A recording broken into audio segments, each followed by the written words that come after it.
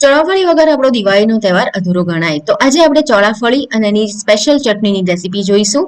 આજની રેસીપી મેં બહાર આપણે જે લારી પર ચોળાફળી ખાઈએ છીએ એ ભાઈની પાસેથી શીખેલી છે. તો પરફેક્ટ મેઝરમેન્ટ સાથે એકદમ બહાર જેવી ચોળાફળી અને એની ચટણી કેવી રીતે બનાવાય એ આજના વિડીયોમાં આપણે જોવાના છીએ. હેલો ફ્રેન્ડ, સ્વાગત છે તમારું મારા કિચનમાં. તો ચલો આ મજેદાર રેસીપી બનાવવાનું શરૂ કરીએ. રોજ આવી નવી ગુજરાતી રેસીપી જોવા માટે વિડીયોને લાઇક અને શેર કરી કિચન ક્રાફ્ટ ચેનલને જરૂરથી સબસ્ક્રાઇબ કરો. મેં અત્યારે 1 કપ અડદની દાળનો લોટ લીધો છે, જે માર્કેટમાં તમને તૈયાર મળી જશે. વજનમાં 100 ગ્રામ છે અને જો તમે કપથી મેઝર કરશો તો 1 કપ છે. મેં જે કપ ઉપયોગમાં લીધો છે એ 250 ml નો છે. લોટને આ રીતે ચાળવો ખૂબ જ જરૂરી છે અને અડદની દાળનો લોટ આપણે જે ઝીણો આવે છે એ લેવાનો છે, કરકરો ઉપયોગમાં નથી લેવાનો. હવે આપણે 4 કપ અને વજનમાં જોઈએ તો 500 ગ્રામ બેસન લેવાનું છે, એટલે કે ચાનો લોટ. પણ આપણે જે ઘરમાં ચાનો લોટ વાપરીએ એનો ઉપયોગ નહીં કરવાનો. તૈયાર પેકેટમાં જે બેસન આવે એનો આપણે ઉપયોગ કરીશું અને એને પણ આપણે આ રીતે ચાળી લેવાનું છે. આ લોટનું ટેક્સચર એટલું સ્મૂથ હોય છે કે તમે એને એકવાર ચાળીને મૂકો અને કલાક પછી ફરી ઉપયોગમાં લો તો પણ એની અંદર આ રીતના થોડા લોટના ગાંગડા થઈ જતા હોય છે. તો જ્યારે તમારે એમાંથી કોઈ પણ ફરસાણ બનાવવાનું હોય તો એ વખતે જ એને ચાળીને ઉપયોગમાં લેવો.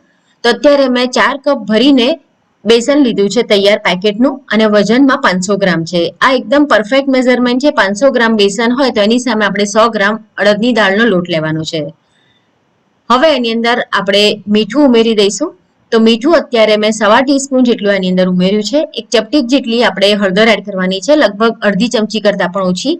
1 ટીસ્પૂન આપણે એની અંદર હિંગ નાખવાની છે અને એકદમ પિંચ જેટલો આપણે એની અંદર ખાવાનો સોડા નાખવાનો છે. સોડા એકદમ થોડો નાખવાનો છે, નહીતર તળશો ત્યારે એનો કલર થોડો લાલાશ પડતો થઈ જશે અને જ્યારે તમે ચોળાફળી ખાશો તો સોડાનો અંદર ટેસ્ટ આવશે. હવે બધી જ વસ્તુઓને આપણે પહેલા ડ્રાય આ રીતે મિક્સ કરી લઈએ. મેં આની પહેલા પણ ચોળાફળીની રેસીપી બતાવેલી છે, જે મેં મારા મમ્મી અને દાદીમા પાસેથી શીખી હતી. પણ આ રેસીપી મેં જે લારી પર ચોળાફળી વેચે છે ભાઈ એની પાસેથી શીખેલી છે અને એ લોકો એની અંદર મોણ બિલકુલ નથી નાખતા. અત્યારે હું તમને પાણીનું પણ પરફેક્ટ મેઝરમેન્ટ બતાવીશ. તો અત્યારે મેં ટેબલ સ્પૂનથી મેઝર કરીને પાણી લીધું છે. પાણી એકદમ થોડું થોડું નાખવાનું છે અને એનો લોટ આપણે એકદમ કઠણ બાંધવાનો છે. લોટ બાંધવાનું જ ખાસ મહત્વ છે. ચોળાફળીનો લોટ તમારો જો પરફેક્ટ બંધાયો હોય તો તમારી ચોળાફળી એકદમ પરફેક્ટ થશે. પહેલા મેં 6 ટેબલસ્પૂન પાણી નાખ્યું હતું અને અત્યારે મેં ફરી બીજું 6 ટેબલસ્પૂન પાણી એની અંદર એડ કર્યું છે. એટલે ટોટલ મેં 12 ટેબલસ્પૂન જેટલું પાણી એડ કર્યું છે. પાણી તમારે હંમેશા આ રીતે ચમચીથી નાખવું, જેથી વધારે ના થાય. બહાર માર્કેટમાં જે ચોળાફળીનો તૈયાર લોટ આવે છે એનો પણ ઉપયોગ કરી શકાય, પણ બહાર જે લારી પર ચોળાફળી વેચાય છે અને જે અમદાવાદનું જ નહીં ગુજરાતનું પણ ખૂબ જ ફેમસ સ્ટ્રીટ ફૂડ છે, તો એની અંદર એ લોકો આ પ્રમાણેનું મેઝરમેન્ટ રાખતા હોય છે. 500 ગ્રામ બેસન સામે 100 ગ્રામ અડદની દાળનો લોટ. હવે હાથ પર જે લોટ ચોંટ્યો હોય ને આ રીતે હાથેથી આપણે છોડાવતા જવાનું છે અને લોટ બાંધવાનો છે.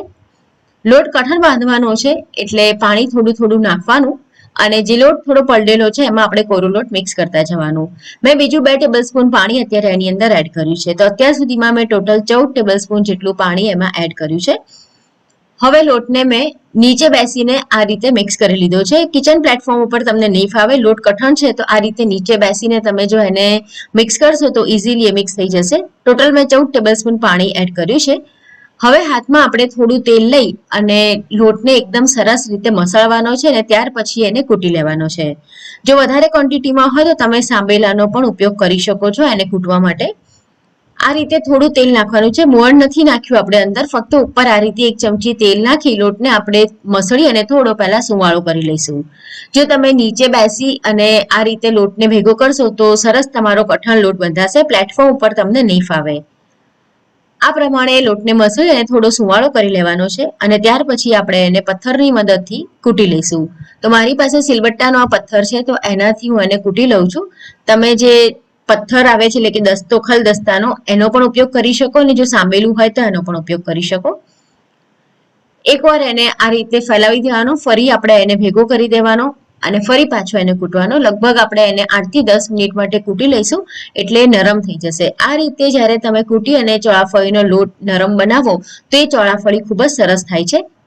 તો આ પ્રોસેસ આપણે લગભગ 5 થી 7 મિનિટ માટે કરીશું. તમારો લોટ પરફેક્ટ બંધાયો હશે તો હાથમાં પણ બિલકુલ નહીં ચોંટે. જો વધારે ક્વોન્ટિટીમાં લોટ હોય તો તમે ઘરના અન્ય સભ્યની મદદ પણ લઈ શકો છો. ઘણા લોકો આ લોટને પ્લાસ્ટિકની થેલીમાં મૂકીને ગાડીના ટાયરની નીચે પણ 2 થી 3 વાર ફરાવતા હોય છે. એવું પણ મને ઘણા બધાએ કીધું છે. મેં હજુ સુધી એવો અખતરો નથી કર્યો. હું હંમેશા આ રીતે પથ્થરથી કૂટીને જ લોટને નરમ કરું છું. હવે આપણે એને કિચન પ્લેટફોર્મ ઉપર લઈ લેવાનું છે અને એનો એક લાંબો રોલ તૈયાર કરી લઈશું. અને લોટને આપણે બરાબર મિક્સ કરતા જવાનું છે. એની અંદર ક્રેક્સ ના રહેવી જોઈએ. આ પ્રમાણેનો આપણે એક લાંબો રોલ તૈયાર કરી લઈશું અને ત્યાર પછી એમાંથી લુવા તૈયાર કરીશું. આ લુવા આપણે બહુ વધારે મોટા નહીં કરીએ. તમારે જો વધારે મોટા કરવા હોય તો તમે કરી શકો છો. અત્યારે હું એને મીડિયમ સાઇઝના જ કટ કરું છું. આ પ્રમાણે લુવા તૈયાર કરી લીધા પછી આપણે એને એક વાસણમાં કાઢી લેવાના છે. એક સરખા માપના લુવા કરવાના. તમારે જો મોટી બનાવવી હોય તો બનાવી શકાય, પણ ઘણા લોકો મઠિયાની જેમ જ ચોળાફળીને આખી તળતા હોય છે વચ્ચેથી કટ કરીને. તો તમારે જો એવી રીતે બનાવવી હોય તો લુવા આ સાઇઝના નાના જ કરવા પડશે. હવે એની ઉપર આપણે 1 ચમચી તેલ નાખીશું અને મિક્સ કરી લઈશું, જેથી આપણા લુવા સુકાઈ ના જાય. જો લુવા સુકાઈ જશે તો ચોળાફળીને તમે સરસ રીતે વણી નહીં શકો અને વણતી વખતે સાઈડમાંથી એ ફાટશે પણ ખરી. તો આ રીતે તેલવાળા કરી લેવાના અને ત્યાર પછી એને ઢાંકી અને રહેવા દેવાના. અત્યારે મેં વણવા માટે થોડો મેદો લીધો છે. મેદો આપણે ફક્ત ડસ્ટ કરવા પૂરતો જ લેવાનો છે. બહુ વધારે મેદાની જરૂર નથી. તો આ પ્રમાણે આપણે એકદમ પતલા રોટલા એના વણીને તૈયાર કરવાના છે. અત્યારે હું એને આદની પર જ બનાવી રહી છું, એટલે લુવાની સાઈઝ મેં નાની રાખી છે. તમારી પાસે જો વણવા માટેનો જે ડબ્બો આવે છે એ ડબ્બો હોય તો તમે મોટી સાઈઝના લુવા પણ તૈયાર કરી શકો છો, અથવા તો થાળીને ઊંધી કરીને તમે એની પર પણ એને એકદમ પાતળા વણી અને મોટા રોટલા તૈયાર કરી શકો. મેં અત્યારે બહુ મોટા રોટલા તૈયાર નથી કર્યા, પણ એને આપણે એકદમ જ પાતળું વણવાનું છે. તો આ પ્રમાણેના પાતળા રોટલા આપણે વણીને તૈયાર કરી લઈશું. અત્યારે આ રીતના ઇકોબેગ જે પેપર આવે છે ઓડી યુનિરેપના, તો એની પર હું આ રોટલાને સુકાવવા માટે મૂકીશ. તમે કોઈ પણ પ્લાસ્ટિકની થેલી અથવા તો જાડા કાગળનો ઉપયોગ કરી શકો છો, અથવા આ રીતના જે ઓડી ઇકોબેગ પેપર આવે છે એનો પણ ઉપયોગ કરી શકો છો. તો એને આપણે આ રીતે થોડા ખુલ્લા રાખીશું. એક સાઈડે થોડા સૂકા એટલે એને પલટાવી દઈશું. આ રીતે આપણે એને ફક્ત 2 થી 3 મિનિટ માટે જ ફરાવી અને થોડા સુકાવા દેવાના છે ને ત્યાર પછી આપણે એને ભેગા કરી લઈશું. બહુ વધારે નથી સુકાવા દેવાના. હવે આપણે ચોળાફળીની પર છાંટવાનો મસાલો તૈયાર કરીએ. તો મેં 1 ટીસ્પૂન અત્યારે સંચળ લીધું છે, અડધી ટીસ્પૂન જેટલું નોર્મલ આપણું મીઠું લીધું છે, 2 મોટી ચમચી મેં અત્યારે કાશ્મીરી લાલ મરચું લીધું છે. હવે ચોળાફળીના મસાલાનો જે ટેસ્ટ વધારે છે એ વસ્તુ છે જલજીરા. તો જલજીરાના પાઉચ આ રીતે તમને માર્કેટમાં મળી જાય છે. તો મેં અત્યારે 1 પાઉચ એની અંદર એડ કર્યું છે, જે 10 રૂપિયાની કિંમતનું છે અને કોઈ પણ પ્રોવિઝન સ્ટોરમાં તમને ખૂબ જ સરળતાથી મળી જશે. બધી જ વસ્તુઓને હવે આપણે મિક્સ કરી લઈશું. બહાર એ લોકો લાલ મરચાના બદલે સફેદ મરચાનો ઉપયોગ કરતા હોય છે. તમારે જો બહાર જેવો મસાલો તૈયાર કરવો હોય તો તમે એની અંદર સફેદ મરચું એડ કરી શકો છો, લાલ મરચું એડ નહીં કરવાનું. મસાલો તૈયાર થઈ ગયો છે, રોટલા પણ આ પ્રમાણે તૈયાર છે. તો હવે આપણે એક સાથે 2 રોટલા મૂકીશું અને એને કટ કરી લઈશું. તમે 3 કે 4 રોટલા પણ એક સાથે કટ કરી શકો છો. મેં અત્યારે 2 લીધા છે. હવે આ પ્રમાણે આપણે એને પતલી પતલી પટ્ટીમાં કટ કરી લેવાના છે અને વચ્ચેથી આપણે એને આ પ્રમાણે કટ કરી લઈશું. હવે આપણે બધી પટ્ટીઓને આ રીતે છૂટી કરી લઈશું. તો આ પ્રમાણે આપણે એને કટ કરી લેવાની છે. તમારે જો આ રીતનું ના કટ કરવું હોય અને એક સાથે જ આખો રોટલો ફ્રાય કરવો હોય તો વચ્ચે આ પ્રમાણે કટ કરવાનું અને કિનારીઓ પર કટ નહીં કરવાનું. તો આ પ્રમાણે પણ તમે આખા રોટલાને ફ્રાય કરી શકો છો. ચોળાફળી તળવા માટેનું તેલ એકદમ પ્રોપર સરસ ગરમ હોવું જોઈએ. આ રીતે તમે ચોળાફળી નાખો તો એ ફૂલીને તરત ઉપર આવી જોઈએ. તેલ એકદમ ગરમ હશે તો જ ચોળાફળી ફૂલશે. જો ઠંડુ હશે તો તમારી ચોળાફળી ફૂલશે નહીં. તો પહેલા એક ચોળાફળી નાખી આપણે એને તળીને ચેક કરી લેવાની. તો અત્યારે તેલ એકદમ સરસ ગરમ છે. તો આ પ્રમાણે આપણે 5 થી 7 નંગ એની અંદર એડ કરી દેવાના. એને ઉલટાવતા પલટાવતા રહેવાનું અને 1.5 થી 2 મિનિટ માટે એને ફ્રાય કરી લેવાની. તેલ એકદમ જ સરસ ગરમ રાખવાનું છે. જો એવું લાગે કે તેલ ઠંડુ પડી ગયું છે તો થોડી વાર માટે તમારે ગેસની ફ્લેમને એકદમ ફાસ્ટ કરી દેવાની. તેલ બરાબર ગરમ થઈ જાય પછી ગેસની ફ્લેમને તમારે એકદમ હાઈ કરતા થોડી જ ઓછી રાખવાની છે અને એ જ ગેસ ઉપર રાખીને તમારે બધી ચોળાફળી તળી લેવાની છે. તેલ બરાબર ગરમ હશે અને મેં કીધું એ પ્રમાણે તમે જો લોટ બાંધીને રોટલા વણ્યા હશે તો તમારી એક ચોળાફળી એકદમ સરસ ફૂલીને તૈયાર થશે. તમે આખા રોટલાને પણ આ રીતે ફ્રાય કરી શકો છો. આ પ્રમાણે આપણે બધી ચોળાફળીને પહેલા ફ્રાય કરી લઈશું. બધી ચોળાફળી ફ્રાય થઈ જાય પછી આપણે જે મસાલો તૈયાર કર્યો છે એ એની પર આ રીતે સ્પ્રિંકલ કરવાનો છે. તમે જો સફેદ મરચું ઉપયોગમાં લીધું હશે તો એનો આ રીતનો રેડ કલર નહીં આવે. બહાર જે મસાલો મળે છે એના જેવો કલર બનીને તૈયાર થશે. બહાર જેવી ચોળાફળીની ચટણી બનાવવા માટે મેં લીલા મરચા, આદુ, કોથમીર અને ફુદીનો લીધા છે. 1/4 કપ આપણે ચાનો લોટ લેવાનો છે. એમાં તમે ઘરનો ચાનો લોટ ઉપયોગમાં લઈ શકો. અડધો કપ જેટલું પાણી નાખી આપણે પહેલાનું એક ખીરા જેવું તૈયાર કરી લઈશું. પાણી થોડું નાખીશું અને આ પ્રમાણેનું ખીરું તૈયાર કરી લેવાનું છે. ત્યારબાદ આપણે બીજું પાણી પણ એડ કરવાનું છે. 1/4 કપ આપણે બેસન લીધું હોય તો લગભગ આપણે ચટણી બનાવવા માટે 1.5 થી 2 કપ જેટલું પાણી જોઈશે. હવે આપણે એક મિક્સર જારની અંદર કોથમીર લેવાની છે. મેં અડધો કપ કોથમીર, અડધો કપ ફુદીનાના પાન લીધા છે, 3 લીલા મરચાં અને 1 આદુનો ટુકડો છે. જરૂર પ્રમાણેનું પાણી નાખવાનું છે અને આની પેસ્ટ તૈયાર કરીશું. એમાં આપણે 1/4 ટીસ્પૂન જેટલી હળદર એડ કરવાની છે કલર માટે. મીઠું ઉમેરી દઈશું સ્વાદ પ્રમાણેનું. તો અત્યારે મેં કાળું મીઠું એટલે કે સંચળ ઉમેર્યું છે 1 ટીસ્પૂન. નોર્મલ મીઠું ઉમેર્યું છે અડધી ટીસ્પૂન કરતાં થોડું ઓછું.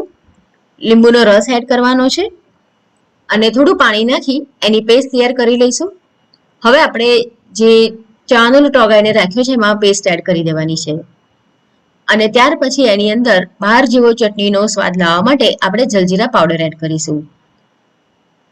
એની પહેલા અત્યારે જે મિક્સર જારમાં મેં વાટ્યું હતું એમાં જ મેં બીજું 1 કપ પાણી એડ કર્યું છે. એટલે ટોટલ મેં 2 કપ પાણી ઉપયોગમાં લીધું છે અને હવે આપણે એની અંદર જલજીરા પાવડર એડ કરી દેવાનો છે. આ રીતે તૈયાર કર્યા પછી એક નોનસ્ટિક લઈશું અને જે મિશ્રણ આપણે તૈયાર કર્યું છે એને આપણે થોડું કૂક કરી લેવાનું છે. ગેસની ફ્લેમને આપણે સ્લો ટુ મીડિયમ રાખવાની છે અને કન્ટિન્યુઅસ આ રીતે ચલાવતા રહેવાનું છે. ચાનો લોટ જ્યાં સુધી ચડી ના જાય ત્યાં સુધી આપણે આ રીતે હલાવવું જરૂરી છે, નહીં તો ચાનો લોટ નીચે બેસી જશે અને એમાં લમ્સ એટલે કે ગઠ્ઠા પડવા માંડશે. આ ચટણી બનાવવામાં વધારે સમય નથી લાગતો, 5 થી 7 મિનિટમાં જ બનીને તૈયાર થઈ જાય છે. થોડી જ વારમાં આ પ્રમાણે તમને જાડી થતી દેખાશે.